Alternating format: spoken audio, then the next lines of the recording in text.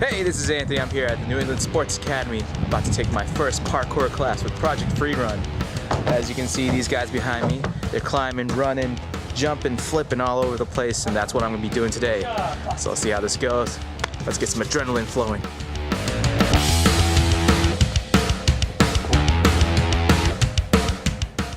Parkour.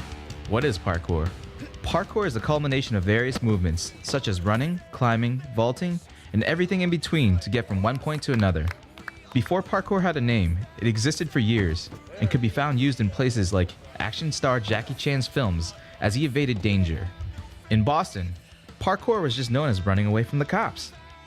David Bell is considered to be the founder of the sport when he wanted to explore a new side of athletics in the 1970s. Practitioners of the sport train rigorously in a multitude of disciplines such as gymnastics, martial arts, and much more.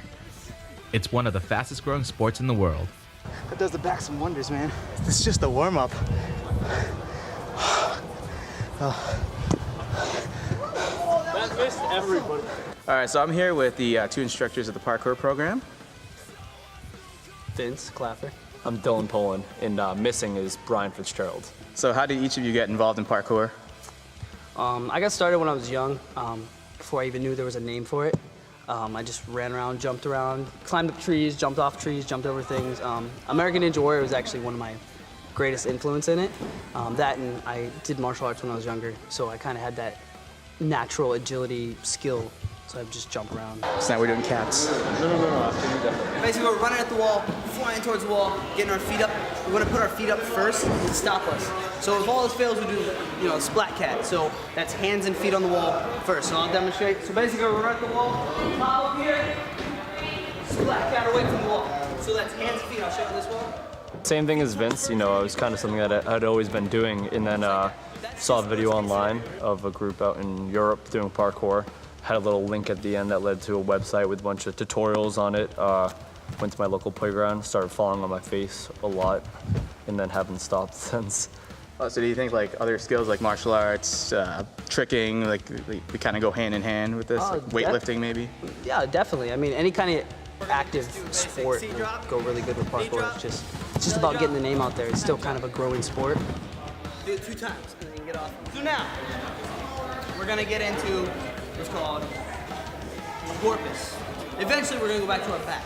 Okay. But what we're gonna try to do is we're gonna try to look at this X or plus sign, whatever way you wanna look at it, as long as we can. So the last second, we swing our head under and land on our upper back, and then we're just doing that kip up motion to land on our stomach. Okay. So it looks like this. Look, switch, stomach.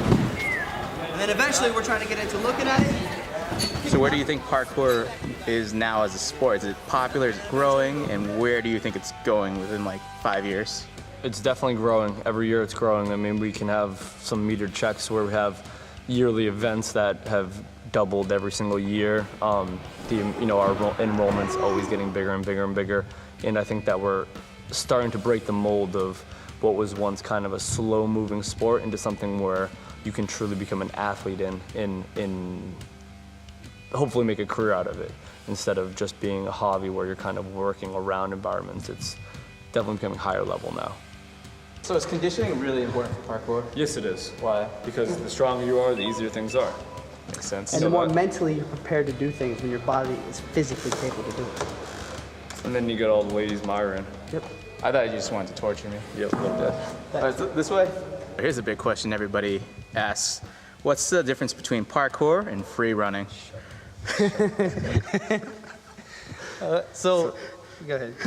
Well, so definition-wise, how I see it, parkour is the pursuit of efficiency from point A to point B.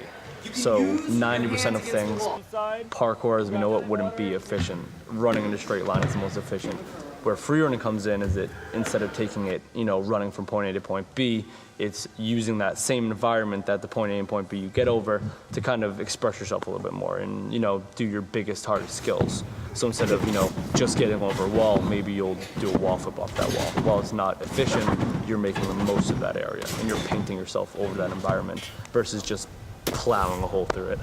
The older generations of people, they see it as mischief, like they almost see it like they're skateboarders. They're gonna ruin your property, like just these angry kids jumping on things, breaking stuff, but that's not really what it is at all.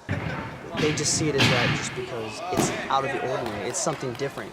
They're used to football, basketball, sports like that, as to where, you know, parkour and free running is, it's something in its own. It's something totally different. It's urban gymnastics, really. Final thoughts, guys? Anything you want to add? Maybe any advice for someone who wants to get into this and might be afraid? You know, take it easy, take it slow, do only what your body can do. Train hard. Make sure that you're not copying what's on videos first, in that you're kind of taking it easy, learning your movements. Exactly.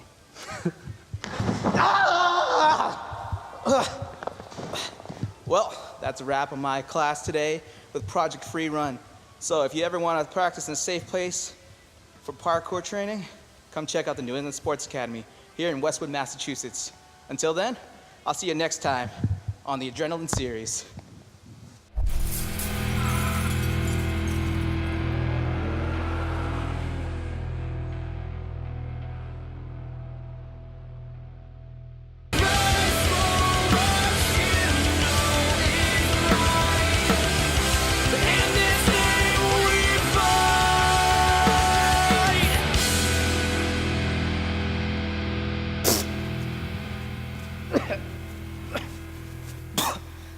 Don't ever open your mouth in a foam pit.